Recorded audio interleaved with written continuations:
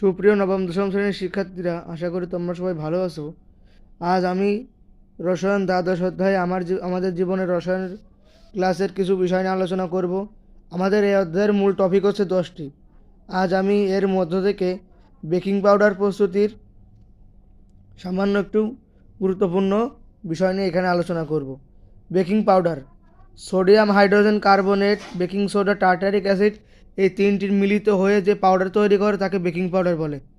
আশা করি এটা তোমাদের ভুল হওয়ার কথা না। এই প্রশ্নে যদি 1 নম্বর প্রশ্নে বলে যে বেকিং সোডা কাকে বলে, তাহলে এটা লিখলে হবে যে sodium hydrogen carbonate, baking soda এবং টার্টারিক অ্যাসিড মিলে যে পাউডার তৈরি হয় বা যে একটি বিক্রিয়া করে একটি মিশ্রণ তৈরি হয় তাকে বেকিং পাউডার বলে।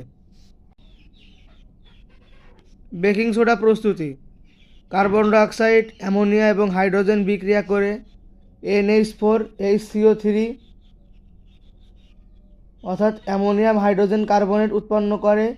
এরপর অ্যামোনিয়াম হাইড্রোজেন কার্বনেট এর সাথে বিক্রিয়া করে sodium chloride, sodium hydrogen carbonate বা বেকিং সোডা উৎপন্ন করে।